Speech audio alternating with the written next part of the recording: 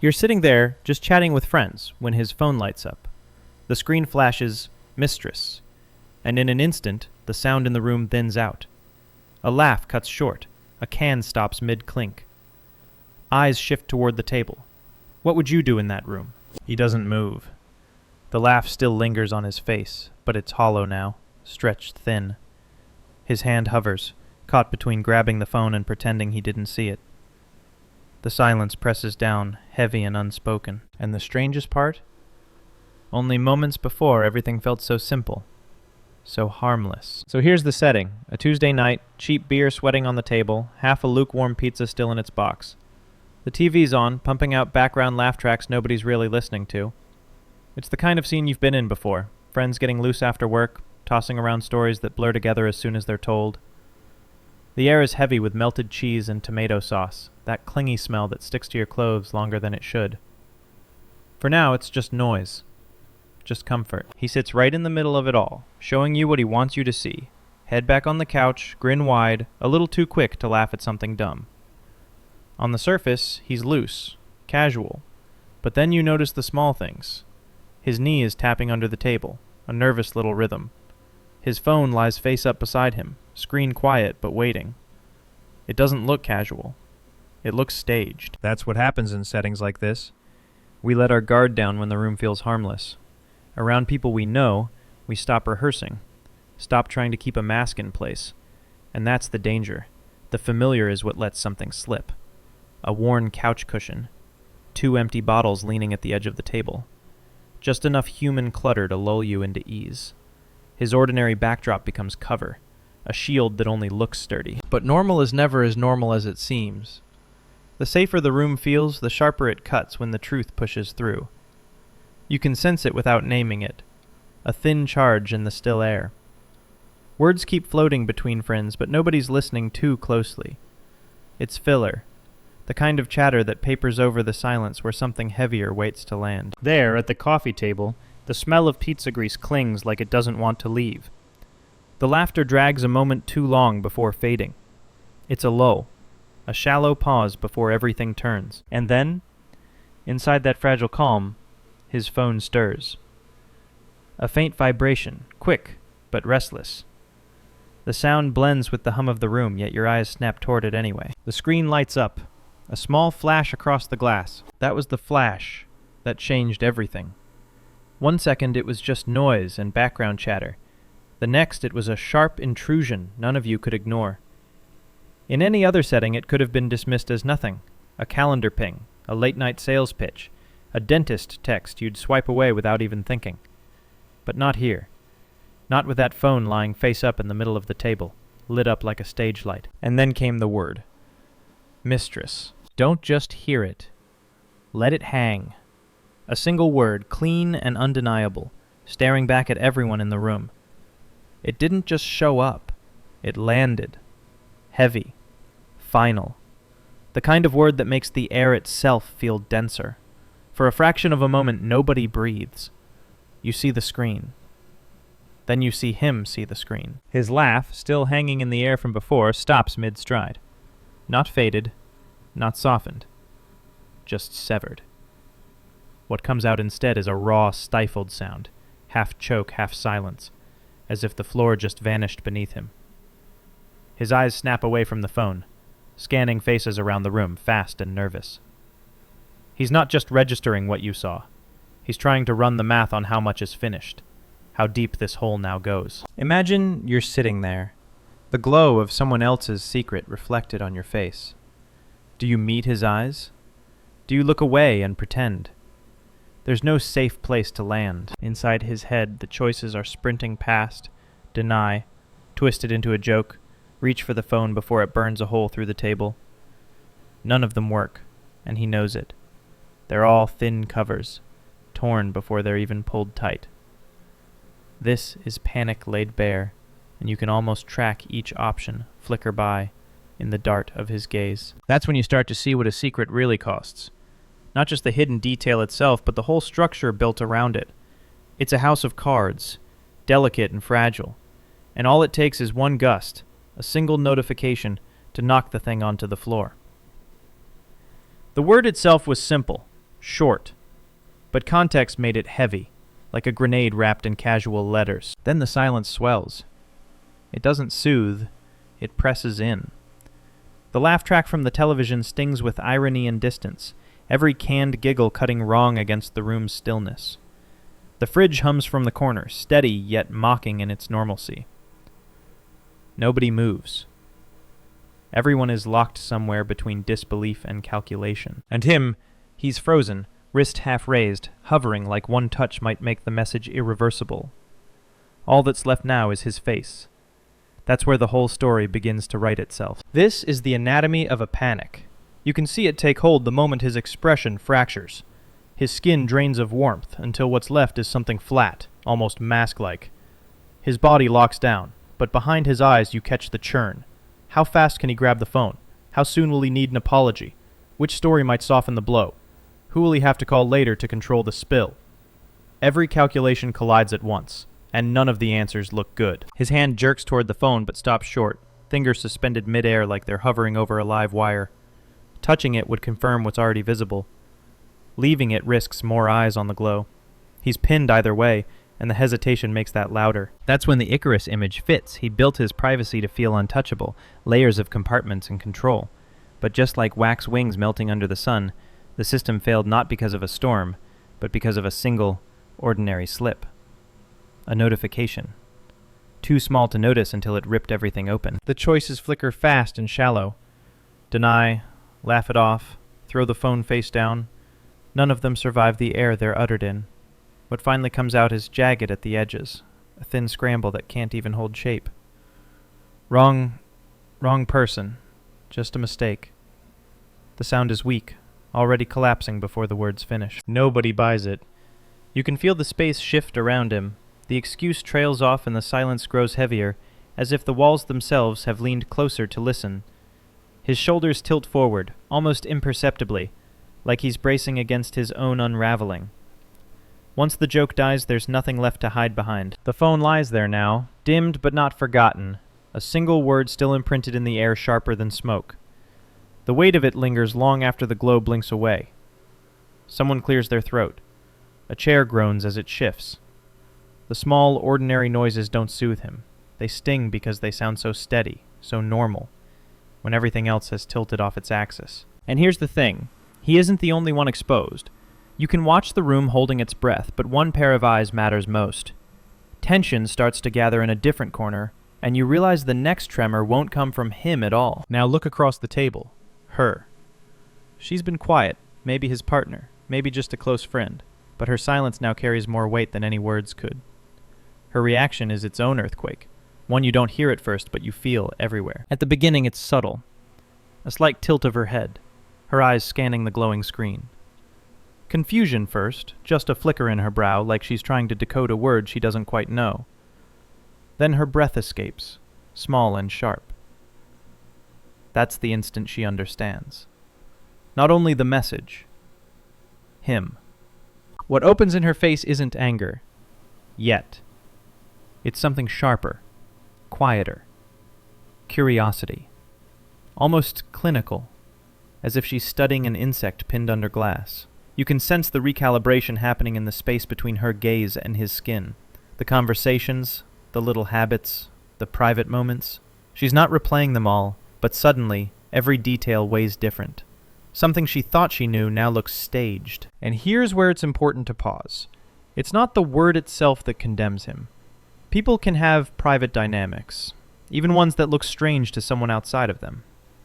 That alone isn't betrayal. What's breaking her open here isn't the kink. It's the secrecy, the exposure, the realization she's been living inside a story that wasn't true. Then her expression sets. Not rage, something colder, steadier. Her stillness rewrites the balance between them. She doesn't reach for him, doesn't move to dissolve the silence, doesn't give him even a short laugh to take cover under. She just holds him there, letting the quiet bear all the weight. In that moment, his secret becomes her authority, and she knows it. She speaks once, almost whisper level, just 3 words. I see it. Nothing more. Then nothing at all. The space after is louder than shouting. He wants her to rescue him, to offer some chain he can tug himself back with. But she doesn't. Not yet. You can feel the trust vanish. Not shattered with a crash, but gone like vapor, leaving only damp air behind. One look, one glow from a phone, and an entire history of closeness is rewritten as performance. She doesn't raise her voice. She doesn't have to. Her silence, her stare, that's the verdict. And while the room still buzzes faintly with other people's presence, anyone watching knows this moment doesn't stay private. It stretches outward, ready to spread. How much power does silence have? Secrets move fast once they're out. And that's the real danger. The domino effect of exposure doesn't stop with the person holding the phone. It tips into the room, then keeps falling outward, person after person, until the story is no longer his to control. What began as one text on one screen is now a public event, reshaping the way every pair of eyes in that space looks at him. You can feel it spread without a word being spoken. A cough here, a shuffle of a chair there. Normal sounds, but now they carry weight, signals of people recalibrating what they just witnessed. The secret is already leaked beyond the coffee table. It doesn't belong to him anymore. And even as nobody says it out loud, you can picture the chain reaction starting. A hand slipping under the table. A glow from a lap where a phone was hidden. A quick message dashed off in disbelief. Shock travels quickly, and once it's out of his hands, it multiplies. Every retelling edits him further, each repetition stretching his image into something colder, smaller, mocked. His reputation, years in the making through parties, smiles, trust, is quietly rewritten in other people's pockets before he even stands up. This is the cost that's never planned for. Exposure doesn't burn once and leave scars. It simmers. Tomorrow someone could smirk too long when they see him. A casual invitation might silently evaporate. At the next gathering his name might come up in muffled tones before the front door opens. None of these are violent confrontations, just tiny absences, tiny moments of exclusion. But over time they kill something. Belonging. The shame in the room is sharp and immediate, but the poison is slow. It seeps forward.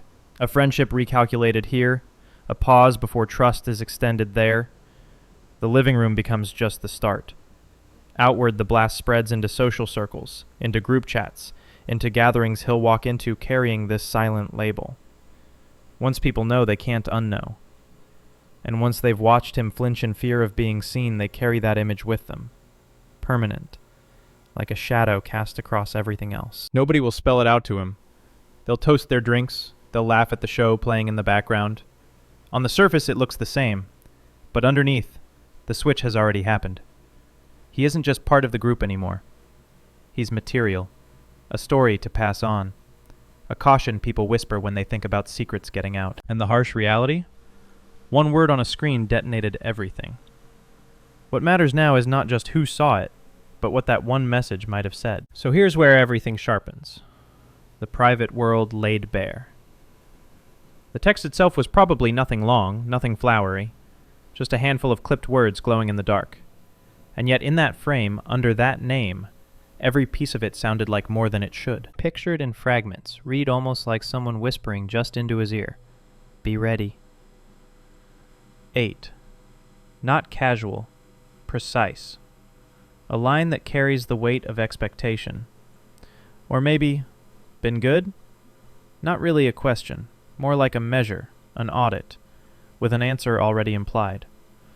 Short phrases like these don't sprawl, they command. And it's not about the vocabulary, it's about what they meant to him in that private language only the two of them shared. And here's the crucial point. There's nothing inherently wrong in those words when they're part of a negotiated place. This was a dynamic built on consent, a carefully drawn structure where power didn't look the same as it did in the daylight.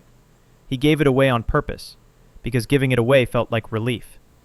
That was the sanctuary, rules and rituals crafted as an escape from the everyday noise, not a trap he was pushed into. But all of that subtlety, the agreement that made it healthy, vanished the second those words lit up in public. The message didn't just reveal activity, it cracked open the whole framework. It showed who he was allowed to be behind walls nobody else had permission to enter. And for him, that private version was never meant to survive bright, casual scrutiny. The title did most of the work. Mistress. That one word dropped the lens, supplied the context, forced instant interpretation. For some in the room, it screamed infidelity. For others, something deviant. Maybe one or two saw a private life they recognized. But no matter the spin, the result circled back the same. For him, it was exposure. Sanctuary stripped, ritual undone. His hidden world made strange and fragile under other people's eyes. That's the violence of it. Not the word on its own, not even the command beneath it, but the fact that the lock protecting his inner world was turned, right there on a scratched-up coffee table, with the TV humming in the background. And once a private world is open without warning, there's no closing it clean again. The door stays cracked, the air leaks out, and what used to be safe now feels permanently invaded. By the time the room clears, nothing will feel private anymore. Eventually, the house empties. People mutter excuses about early mornings, about errands, about something left undone. The door shuts, the lock clicks, and now it's just him in the silence. The crisis on display has passed, but the true aftermath lingers here in the quiet. He drifts through the room, not with purpose, but with weight, picking up a half-full glass, brushing crumbs from the table. His body moves, but his mind circles the same loop. Light, buzz, word, faces. This is what it costs to live in two worlds at once. Not only the reveal, but every tiring mile that came before it. All the tiny edits to conversations, the glances at the screen to make sure the wrong name didn't pop up, the steady hum of fear in every gathering, that hidden wall between himself and the people who thought they knew him. It wears you down, and in the end it never works anyway. Secrets slip out. They leak through thin cracks until the whole setup falls apart, and what's left can't hold. The shame circling him now is often less about the kink and more about the deception. The belief that being fully known would guarantee rejection, so the mask had to stay on. That belief drove the hiding and left him building a life balanced on fear. And tonight, the collapse showed that the fear itself asked for a steeper price than honesty might have. Imagine standing there, looking at your own phone like it's guilty. Ask yourself this: if you were in his shoes, how would you handle the fallout? Would you hide deeper? Would you try to explain? Or would you finally risk saying the things you never said while you had the chance? That's the real lesson pressing down now. Authenticity feels like a gamble, but it's cheaper than the lie. By keeping secrets, he lost more than he preserved. His calm, the ease of being in a room without flinching, the trust of people he wanted close. And the cruel irony is this: he guarded those relationships by hiding, but it's the hiding itself that gutted them. None of this ends neatly. He may talk, he may not.